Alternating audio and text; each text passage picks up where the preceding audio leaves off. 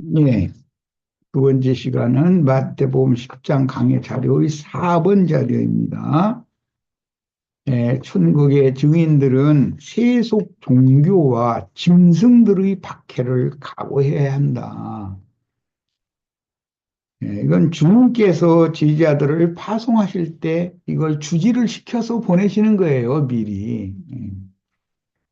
그리고 제자들이 당시의 유대교 지도자들의 관점으로 볼 때는 배움이 없는 학문 없는 거민들이지, 그게 세속 사람들이지 자신들처럼 선비 계층에 있는 사람들이 아니잖아요.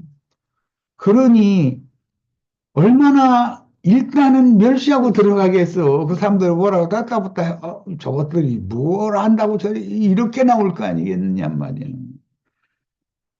그런 상황에서 제자들을 파송을 하시면서 내가 너희를 내보내는 것이 양을 이리 가운데 보내는 것 같다. 이럴 때는 하나님인데 이미 다 예견하고 있다는 거잖아요. 인간 나라에 보든 예, 상황이 어떻게 돌아갈 거라는 걸.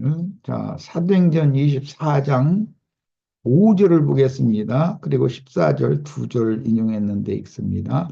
우리가 보니 이 사람 바울을 보고 하는 말이에요. 유대 교인들 그 중에서도 이제 열성파들이 하는 말이죠. 이 사람은 전염병 같은 자라 병 옮기는 자예요. 이 사람 바울은 천하에 흩어진 유대인을 다 소유하게 하는 자다. 이 소유한다라는 말은 무엇에 대항하여 굳게 서다 그런 뜻이에요. 이게 저항한다 이 말이에요. 또 밀란을 일으킨다 이렇게 밀란이라고도 번역이 됐어요. 소요를 일으킨다 반란자다 이 말이에요. 나사렛 이단의 무덤이라. 바울이 나사렛 원조는 나사렛 이단 예수고 예수의 제자들 중에서는 이 바울이라는 사람이 으뜸이다 말이에요. 그러니까 죽이려고 달려드는 거예요. 이 원인이 다 뭐 때문에 그렇다고요? 영이신 하나님의 선하심, 하나님의 의로우심, 이런 거에 대해서 말씀을 읽으면 이해가 안 되는 거예요. 왜? 영이 거듭나지 않았기 때문에. 거듭난 사람이 설사 있다 손 치더라도 하나님을 바르게 온전히 이해하고 깨닫는 그 말하자면 수준이 미치지 못하는 거죠. 저 시간에 내가 40대 때리라고 율법 가지고 생각 차이가 아무것도 아닌 것 같은데 똑같은 성경에 그런 구절이 있어요. 신명기에 그런 구절이 나오니까.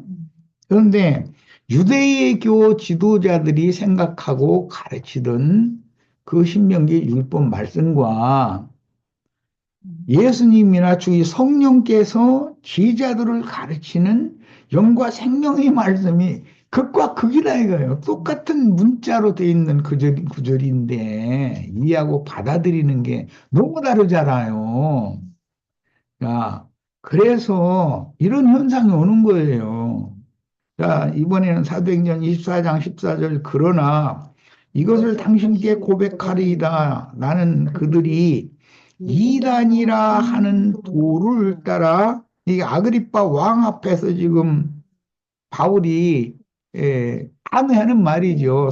자신의 그 왜 이렇게 고소를 당했는지를 설명하는 말이죠. 이단이라 하는 도를 따라 이 이단이라 하는 도라는 건 예수님의 새로운 가르침을 의미하는 말이죠. 예수님은 율법 말씀을 문자대로 인간적으로 인본주의에 입각해서 해석한 것이 아니라 영과 생명의 말씀으로 재해석을 해서 가르쳐 줬단 말이에요. 그런데 유대인들이 듣기에는 그게 이단의 도다 이거예요. 음.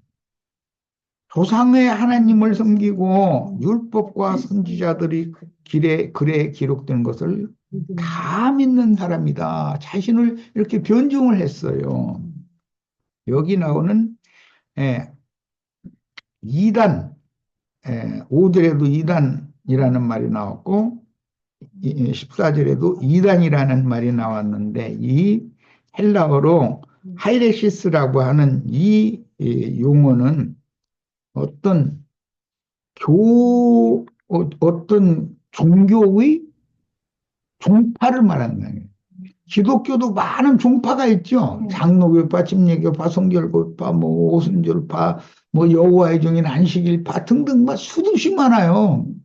야, 그런 종파라는 뜻이에요. 원래. 그리고 학문의 세계에서도 학파가 있어요. 그런데 종교적인 학파가 있어요. 이제 유대교에서는 에, 바벨론 포로기 이후로 유대교의 율법을 해석하는 학파가 두 학파가 아주 유명해요.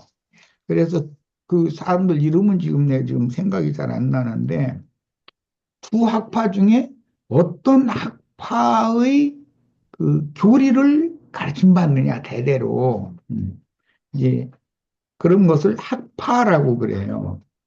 그 다음에는 당파, 당이라는 건 세상 나라엔 정당이라는 것이 있잖아요. 같은 에, 정책과 같은 생각을 가진 사람들끼리 어느 당에 가입해서 그 운동을 하는 것이죠. 그걸 당파라고 그러죠. 자, 이제 조금 읽어보려고 그래요. 에, 고린도전서의 헬라어 문헌의 용법으로는 이 하이레시스라는 것은 무엇을 붙잡다, 취하다, 획득하다, 정복하다, 선택의 기회, 무엇에 대한 열망, 그런 욕구, 그런 것을 좋아하는 경향, 성향, 뭐 이런 것들을 원래는 의미하는 말했었어요. 이단이라고 번역된 이 용어가. 그런데 후기에는 이게 이제 어떻게 언어라는 것은 그 의미가 변천되는 것이거든요. 사회의 문화의 발전에 따라서. 이 하이레시스라는 이 용어가 객관화된 의미를 갖는데 사람이 자신의 선택으로 말미암아 관계를 갖는 특별한 철학자의 어떤 교훈, 그 철학자의 그 교훈을 받아들이는 그 학파, 그런 뜻으로 이제 후기에는 이게 발전했고, 나중에 이제 최후로는 여기 이제 뒤편을 보겠습니다. 이 페이지의 에, 처음에 위에서 두 번째 단락이에요. 이 단어는 상당히 일반적으로 유대교 내의 파벌들을 뜻하는 말로 사용이 되었으나 유대교 내에는 유대교라고 해도 바리새파도 있고 사두개파도 있고 에세네파도 있고 많은 파들이 있잖아요. 헤롯당도 있고 이렇게 점점 나쁜 의미로 이것을 정의를 내어서 이단 종파라는 의미로 사용하게 됐다는 거예요. 원래는 어떤 학문에도 학문을 의 원조가 있으면 그 제자들에 따라서 이해하고 받아들인 사람에 따라서 학파가 나눠지게 되겠죠, 점점. 그렇게 해서 이제 말하자면 대립 관계가 아니라 점점 더 발전하고 더 진보적인 그런 학문을 발전시키는 그런 토론의 장을 마련하고 이렇게 되면 좋은데 나중에 자기 학문 그 결과에 대해서 추앙해주지 않고 받아들여주지 않으면 원수로 취급하고 적으로 취급하고 이렇게 되면 이제 이게 당파라는 게 나중에는 분란이 되고 결국은 원수가 될 거 아니겠어요. 이렇게 나쁜 의미로 발전했다 이 용어가 원래는 순수하게 그런 뜻이 아닌데 그 말이에요. 자 여기 이제 3번으로 가겠습니다. 신약 성경에서 하이레시스라는 이 명사는 신약 성경에 9번 나오는데, 예, 원래는 그 의미가 퇴색되어져 가지고 유대교라고는 똑같은 유대교 체제 안에 교리에 따라서 교파가 파벌이 생겼다 이거예요. 그럼 파벌이 있다 할지라도 서로가 그 유대교를 더 계승 발전하고 하나님 말씀을 더 모든 백성들에게 유익하게 전달하기 위해서 서로 토론하고 더 발전시키고 그런 용도로 쓰면 되는데 이게 나는 이걸 이렇게 해석하는데 이걸 저 사람 저렇게 해석해? 저 이단이야. 이게 이렇게 말하기 시작했다 이거예요. 아까 내가 이제 첫 시간에 우리 40대를까지는 때려라라는 이제 이 말을 가지고도 나처럼 해석하면 이단이잖아요. 기독교계의 사람들은 사람 잘못하면 뭐 엎드려 놓고서 40대 때려야 되는데 율법을 보면서 41대 때리면 때린 사람이 하나님 앞에 잘못하니까 그 이거 어떻게 해야 때려야 40대를 넘지 않게 때릴까 해가지고 가죽을 세 가닥으로 만들어 가지고 한번 후려치면 세 대니까 13번까지만 세는 거예요. 39, 40 뭐 이렇게 나갔다가는 헷갈릴 감소니까. 그러니까 하나님 말씀을 율법대로 섬기는 데는 그렇게 열성이 특심했다는 거예요. 그러나 그 자체가 하나님이 원래 말씀하시는 의도를 너무 잘못 해석하는 거잖아요. 그건 우리가 볼 때는 오늘 들어보니까 너무 잘못 해석한 거죠. 그런데 그들이 볼 때는 나처럼 해석하면 지멋대로 성경 해석하고 이단이 나왔다 이런다 이거예요. 예. 이단이라는 말은 나중에는 자신들의 의사에 반하면 자신들의 그 다수의 의견에 반하면 그거는 이단이다. 이렇게 나중엔 용어를 그렇게 오남용하기 시작했다라는 거예요. 자, 이제 저 뒤로 3페이지로 가겠습니다. 오늘 우리는 기독교계에는 이단 감별사가 병아리 감별사처럼 참 많죠. 그런데 사실은 이단 감별하는 자들이 이단이요.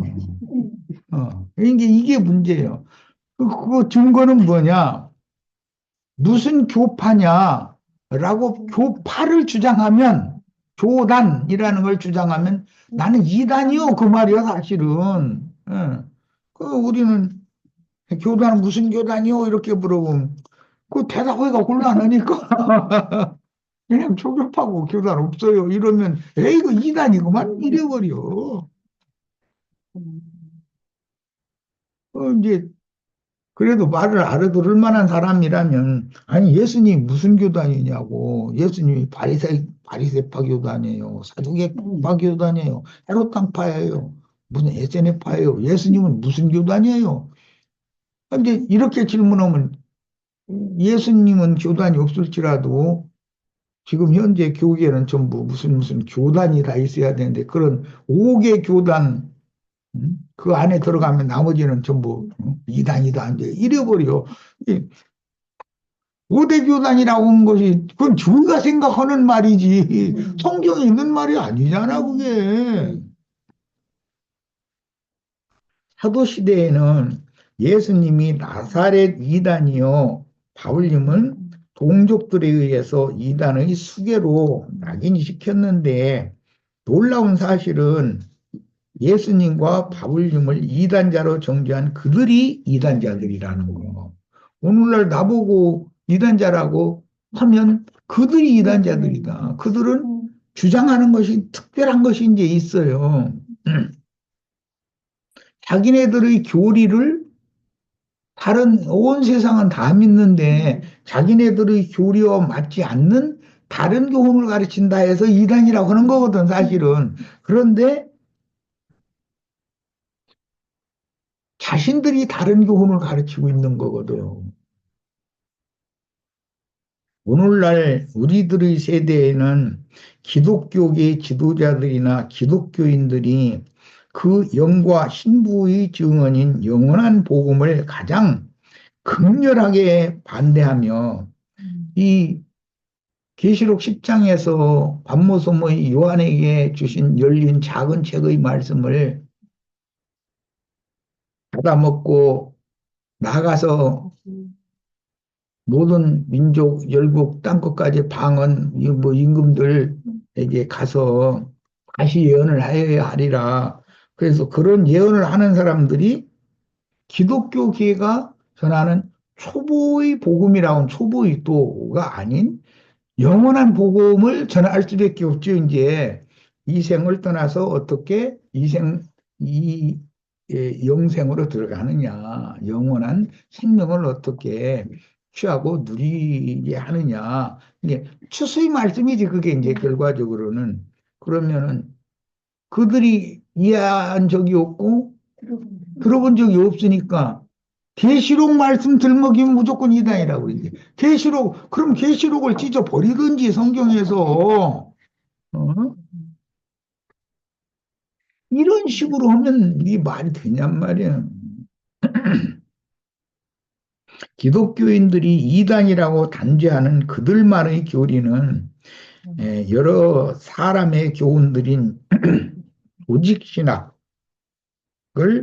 성경보다 권위가 있는 것으로 세뇌당했기 때문에 이 조직신학이라는 것이 예수님이 제자들을 가르쳤고 성령께서 제자들을 파송하셔서 제자들을 통해서 성령이 말씀하신 그 말씀과는 너무 다른 인본주의적이고 인위적이고 세상 지식에 의한 근거한 믿음에 관한 말씀을 전부 종교적인 지식, 신학 지식으로 변개시켜버렸다 이거예요. 간교하게. 그랬는데 자기네들의 그 교리를, 조직신학 교리를 일방적으로 세뇌를 온 세상에 전파를 해서 온 천하를 다 속여왔었는데 그게 아니다 하는 어떤 진리의 증인들이 나타나면 자신들의 교리가 무시당하는 거 아니야, 이제. 그러면 즉각 이단이라고 한다, 이거예요. 오늘날로 말하자면, 예, 내가 증거하는 말씀을 이렇게 받아들이고 이걸 전파하기 위해서 애쓰는 어떤 형제 자매님들은 현대판 이단자가 나타난 거죠, 말하자면. 하여튼 기독교계는 자신들이 주장하는 조직신학 교리의 5대 교단이라고 하는 데서 주장하는 조직신학 교리에 반하는 어떤 말을 가르치면 이단이요, 그거는. 이렇게 단정을 해요. 그러니까 이게 얼마나 무시무시한 말이에요. 이것은 마치 김일성이 김정은이 뭐 김정일이 김정은이 이런 체제에서 뭐라고 사람들 삥 둘러 모아놓고 나서는 그 현장에서 무슨 공개 처형시키는 그게 무슨 놈의 재판이요? 자기네들의 주장에 반하면 그럼 죽여야 된다. 이 짓을 하는 거예요. 그러면서 정당한 변론의 기회를 뭐 변호사 도움을 받아서라도 변론의 기회를 주는 것도 아니고 사람들은 자기네들 주장대로 하는 거거든. 기독교가 이런 식이라는 거예요. 지금. 자, 이제 그들이 주장하는 몇 가지 주장을 내가 이제 글로 이렇게 올렸는데 보겠습니다. 첫째는 삼위일체 하나님 이제 신관이라고 그러는데 그 교리를 부정하면 이단자예요. 이건 제일 중요한 게 이거예요. 그들이 말하는 건 하나님은 세 분이면서도 한 분이다. 이렇게 주장하는 삼일체 교리죠. 아니, 하나님이 세 분이면 세 분이고 한 분이면 한 분이고 어떻게 세 분이면서 한 분인 건 뭐야 도대체. 그러면서 뭐 하늘에서 비를 내리면은 물이고 물이 얼으면 얼음이고 또 물이 또 뭐 햇빛에 이렇게 들어서 올라가면 수증기고 이게 삼위일체 아니냐 이러고 앉았고 아이고, 나 정말. 빗물 받아서 땅이 흡수해서 농사에 유익하면은 농사에 유익한 비지만 비도 많이 와서 홍수가 떠내리고 하면 그 해악을 끼치는 비지. 아, 왜 그런 얘기는 안 해? 해악을 끼치는 그 문제는 왜 얘기 안 해? 그럼 오이일체요? 뭐야 도대체? 아버지 아들과 성령. 그래서 이에 대해요, 한 분의 하나님께서 인자로 오셔서, 즉, 말씀이 부재자이신 하나님이 죄 있는 육신의 모양으로 세상에 오셔서 죽으러 온 거예요, 말하자면 이제. 자기 땅, 자기 백성들이 오셔서 구속을 이루셨고 살려주는 영이 되어 그 영으로 재림, 이건 이제 도적같이 오시는 재림이라는 말이 있고 재림이 심판주로 오시는 재림이라는 용어가 있어 문맥에 따라 해석을 잘해야 돼요. 제자들에게만 오신 것은 도적같이 오신 것이죠. 세상의 기독교 체계나 또는 인간 나라를 물리적으로 심판하는 역사가 진행되는 것 자체는 심판주의 오심이죠. 재림이죠. 그러니까 역사의 주관자로 심판자로 오시는 재림도 있고 비밀스럽게 영혼들을 불러서 구원을 하시는 구원주도 있고 심판주도 있다. 주님의 양면이 있어요. 자, 주님을 영접한 지지자들만을 임마누엘의 하나님께서 그 말씀으로 함께 하시며 주님이 제자들의 속에 살아계시는 사람의 속이라는 건 영도 있고 마음의 생각, 감정, 의지가 있어요. 경만 하나님의 자녀다. 그러니까 한 분의 하나님이 구속을 위하여 죄 있는 육신의 모양으로 오셔서 하나님의 심판을 대신 다 담당하시고 부활로 살려주는 영이 되셔가지고 참제자들 믿는 이들의 심령과 마음에 들어와서 살아계신 임마누엘의 하나님이다. 이렇게 설명하면 이다이다. 삼일체를 왜 안 믿냐요. 지금 내가 말하는 건 한 분의 하나님이 임마누엘의 하나님이 나의 구원자 하나님이 되시려고 그런 과정을 거친 이야기를 한 것이고 삼위일체 교리라는 것은 하나님이 셋이다를 먼저 전제하는 거예요. 그래가지고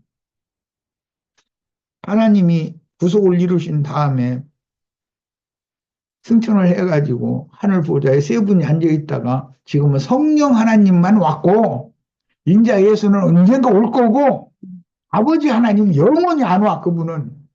근데 이걸 믿는 것은 삼일체 교리죠. 그게 무슨 너무 하나님이 하시는 행사냐. 하나님 말씀을 당신들이 너무 오해했지 않냐. 이러고 보면은 이단자가 삼일체 교리도 안 믿는. 이렇게 나간다는 거예요. 그리고 이제 두 번째는 육적인 예정론 교리예요. 하나님이 사람 차별해가지고 누구는 이뻐서 그 사람 그냥 창세 전부터 심지어 영원 전부터 그 사람은 안 믿으려고 아무리 말도 치고 믿기 싫어서 도망다녀도 결국은 믿게 만들어서 구원을 하기로 작정해 놨어. 그 사람은. 그런데 누구는 그렇게 복음을 나도 좀 믿어가지고 구원을 좀 받아보려고 해도 그 사람은 작정이 예정이 안 돼 있기 때문에 그 사람은 소용없어. 구원이 없어. 이게 이제 육적인 예정론 교리인데 자신들의 교단에 속한 예배당에 다니는 교인이면 창세전부터 구원하기로 택한 자들이고 자신들의 예정론을 반대하는 다른 교파에 속한 신자들은 특히 이제 나 같은 사람은 하나님께서 유기하기로 이제 버리기로 영원전부터 예정해 놨어. 이렇게 가르친다. 그런데 당신들이 지금 말씀을 오해한 거다. 예정이라는 것은 첫 아담 흙에서 난 자는 반드시 흙으로 돌려보내는 거고, 그를 생전 세상에 사는 동안에 하나님께서 전도자들을 보내 선지자들을 파송해서 복음을 전파하게 할 때 그 복음의 말씀을 심령으로 받아들이고 빛이 깨달음이 와서 마음에게 믿어지는 사람은 이제 둘째 아담, 마지막 아담에 그리스도 예수께 속해지는 사람, 아담에 속한 사람은 버리지만 그리스도께 속한 사람은 구원하는 것이 하나님의 예정이다. 개인적으로도 나의 혈과 육은 반드시 때가 되면 흙으로 돌려보내는 거다. 그건 아래서 취한 거니까 반드시 위에서 난 그 속사람을 영원한 새 세계로 데려가는 것이 하나님의 예정이다. 이렇게 가르치면 예정론을 지 맘대로 해석하는 만 잃어버려.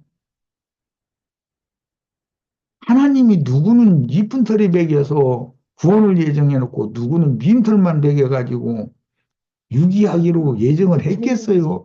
그런 하나님을 믿는다는 게 나는 예정론 막 집착하는 사람들 보고 그렇게 싸가지 없는 하나님이라면 난 안 믿겠다고 그랬더니 막 뒤집어져 놀래가지고 나는 그런 싸가지 없는 하나님 다 불러가지고 너 왜 안 믿었느냐고 하면은 당신이 예정해놔가지고 안 믿은 건데 허락을 드렸는데 왜 나보고 말이 많으나 이러고 따질 거라 그랬더니 막 뒤집어져 그래서 막 피조물이 말이요 창조자한테 무슨 따지는 게 어디가 있느냐고 그래도 아니 불의한 신한테는 따져야지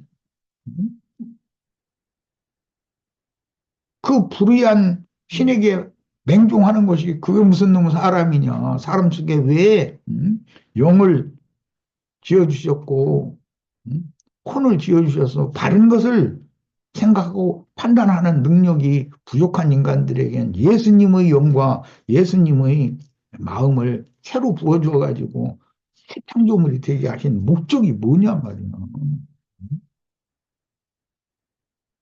진실한 선과 진실한 의를 위해서 내 목숨을 앗아간다 할지라도 하나님의 의와 하나님의 선의 편에 서야 인간의 가치가 있는 것이지. 막 이제 이렇게 나오면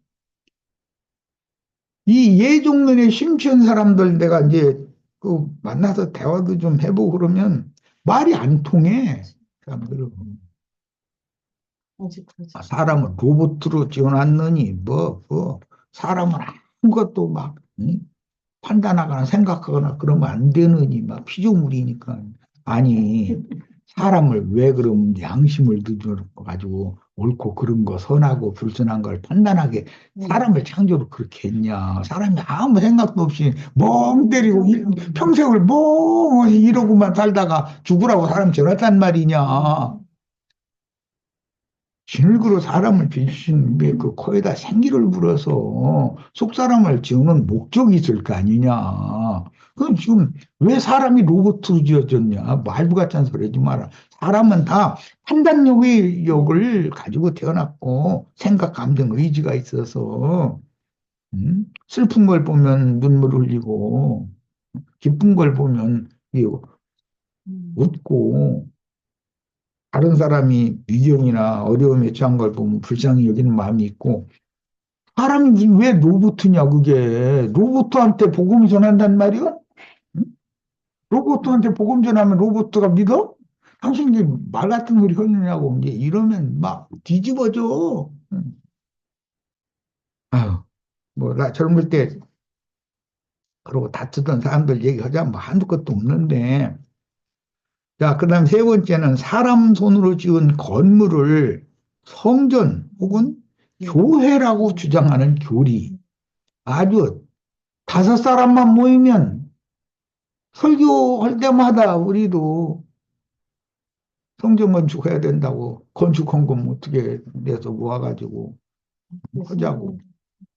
이러다가 뭐 오늘날 같으면 이제 1억 정도는 이제 수월하게 몇백 명만 있으면 수월하게 몇 년이면 모으겠죠. 그러면 이제 모든 신자들 집 있으면 집문서 다 잡혀달라는 거야, 은행에다가. 응. 그고서 일단 큰 돈 끌어다가 예배당을 지어놓으면 이상하게 예배당 빚가 번쩍 하면은 사람들이 몰려. 나 그것도 신기한 일이야. 그 여기는 왜 그렇게 안 오는 거야? 되게 그런데 그러다 보니까 목회라는 것을 하는 사람들이 목적이 뭐냐? 목회 성공, 부흥이라는 명칭을 들어서 그게 뭐냐? 많은 사람들이 자기 밑에 와서 설교를 들으면서 큰 예배당을 세워서 큰 예배당을 세우면 이제 사람들을 이렇게 관심을 갖게 하느라고 뭐 무슨 성가대니 뭐니 해가면서 조직을 막 세우는 거야. 해가지고 거기다 내고 또 다른 많은 사람들의 그 시선을 끌을 수 있는 뭔가를 이렇게 하거든. 프로그램을 실행을 하거든. 그러면 뭐 어느 예배당엔 탁구대가 몇백 몇백이라고는 하지 않은 것 같은데 탁구대가 뭐 여기저기 2층 3층 뭐 다 해서 뭐 탁구대가 몇 대가 있다 뭐 이런 얘기도 들은 것 같고 아니, 탁구대가 몇 개가 있는 것이 복음 전파하고 무슨 상관이 있어, 그게. 그리고 요즘에는 대세가 예배당 그 한 켠을 이렇게 공터를 마련해가지고 커피 장사를 하더만 싼 값으로 예? 커피 뭐 다른 데서 한 5천 원 받으면 자기네들은 4천 원 받는 이런 식으로 해가지고 그러면 이제 동네 사람들도 커피 마시러 그 예배당에 가는 거예요. 그럼 그러다 보면 자연히 그 예배당 교인이 되게 만드는 이렇게 하더만 또 하여튼 그런 걸 보면은 인간들이 이 두뇌가 진짜 대단해. 그럼 왜 나한테는 그런 머리를 안 주셔가지고 이 몇 사람 앉혀놓고서 이러고 날마다 지금 이제 내일 모레 곧 이제 데려가실 텐데 이때까지 이러고 목회 성공을 못 해가지고 이러고 있게 만드는지 모르겠어 가지고 아이 나 정말. 그 다음에는 이제 성직자와 평신도 제도 세속교계가 개발한 신학 교리들을 공부하여 교단장의 이름으로 안수를 받은 여부로 신부 혹은 목사라고 호칭하는 성직자. 그 성직자와 그냥 예배당에 나와서 설교나 듣고 헌금이나 내는 사람들은 평신도. 이렇게 딱 가르는 이런 교리. 주님은 그런 걸 원치 않는다. 이렇게 말했다가는 성직 제도를 말이야 부인하느냐 말이야. 구약 시대부터 레이지파에게는 뭐 어쩌고. 아니 저희가 지금 레이지파요 그럼? 이말 같지 않은 소리를. 레이지파를 그렇게 좋아했었지만 목사들 하나님은 레이지파를 원하시지 않아요.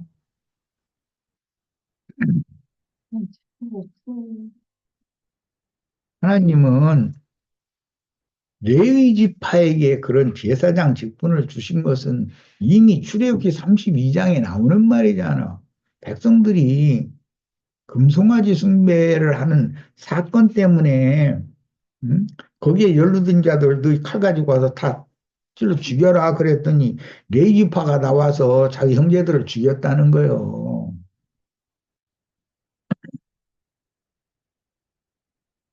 사실은 레위지파의 우두머리인 아론이 금송아지 만드는데 제일 큰 역할을 했어.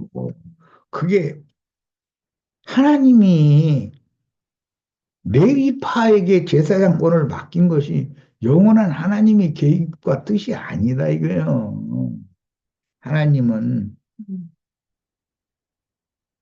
구속받은 모든 이스라엘 모든 백성이 다 제사장 노릇을 하는 제사장 나라를 세우고자 하는 것이지 레위 지파에게만 특별한 어떤 권한을 맡기는 그런 제도를 하나님이 좋아하시지 않는다라는 것을 알아야 된다. 뭐 그 얘기하다 보면 이제 한 것도 없는데 시간이 다 돼서 일단은 4번까지만 하겠습니다. 다음에 목요일 날 5번, 6번 좀 다루고 나가는 말씀으로 나누도록 하겠습니다. 예. 오늘은 내가 이제 열불이